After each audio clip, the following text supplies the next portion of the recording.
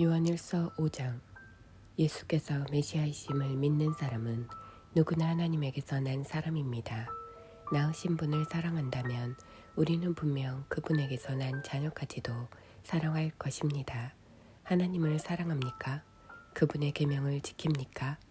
이것이 우리가 하나님의 자녀를 사랑하는지 사랑하지 않는지를 구별해주는 참된 기준입니다.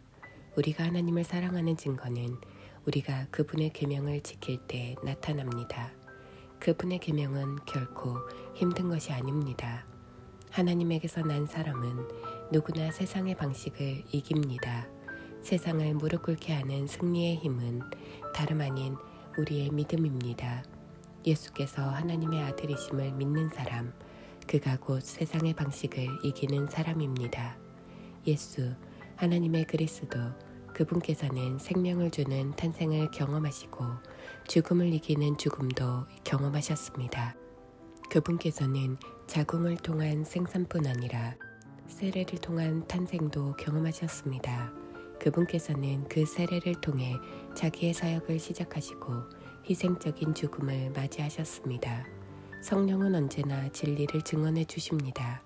예수께서 세례 받으시고 십자가에 달리실 때 하나님이 함께 계셨음을 증언하시는 성령께서 그 모든 사건을 우리 눈앞에 생생하게 제시해 주십니다. 증언은 삼중으로 이루어집니다. 성령과 세례와 십자가의 달리심이 그것입니다. 이 세 증언은 완전하게 일치합니다. 우리가 사람의 증언도 그대로 받아들이는데 하물며 하나님께서 마치 이 자리에 계신 것처럼 자기 아들에 관해 증언하실 때에는 더욱 확실하지 않겠습니까? 하나님의 아들을 믿는 사람은 누구나 하나님의 증언을 자기 속에 확인한 사람입니다. 믿지 않는 사람은 하나님을 거짓말쟁이로 만드는 자입니다. 하나님께서 자기 아들을 두고 친히 하신 증언을 믿지 않기 때문입니다. 증언의 핵심은 하나님께서 우리에게 영원한 생명을 주셨고 그 생명이 아들 안에 있다는 것입니다. 그러므로 그 아들을 모신 사람은 생명을 가졌고 그 아들을 부인하는 사람은 생명을 부인하는 자입니다. 내가 이 편지를 쓰는 목적은 이것입니다. 하나님의 아들을 믿는 여러분이 의심의 그림자를 헤치고 나와 영원한 생명, 허상이 아닌 실체를 소유하고 있음을 알게 하려는 것입니다. 우리는 하나님 앞에서 담대하고 자유롭게 되었습니다. 그분의 뜻에 따라 마음껏 구하고 또 그분께서 들어주심을 확신하게 되었습니다.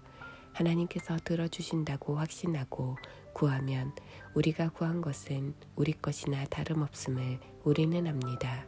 예컨대 영원한 죽음으로 이끄는 죽을 죄를 짓는 자들을 두고 하는 말은 아니지만 어떤 그리스도인이 죄 짓는 것을 보거든 하나님께 도움을 구하십시오. 그러면 하나님께서 기꺼이 도우시고 죽을 죄를 짓지 않은 그 죄인에게 생명을 베푸실 것입니다. 죽을 죄라고 할 수 있는 죄가 있는데 나는 그것을 두고 강구하라는 말이 아닙니다. 우리가 잘못 행하는 것은 다 죄입니다. 그러나 죄라고 해서 다 죽을 죄는 아닙니다. 우리가 알기로 하나님에게서 난 사람은 아무도 죄, 곧 죽을 죄를 짓지 않습니다. 하나님에게서 난 사람은 하나님의 보호를 받습니다. 마귀도 그를 건드리지 못합니다. 우리는 하나님께서 우리를 굳게 붙잡아 주신다는 것을 압니다. 오직 세상 사람들만 마귀의 손에 붙잡혀 있습니다. 우리가 알다시피 하나님의 아들이 오셔서 우리로 하여금 하나님의 진리를 깨닫게 해주셨습니다. 실로 멋진 선물이 아닐 수 없습니다. 우리는 진리 자체이신 하나님의 아들 예수 그리스도 안에 살고 있습니다. 이 예수야말로 참 하나님이시며 참 생명이십니다.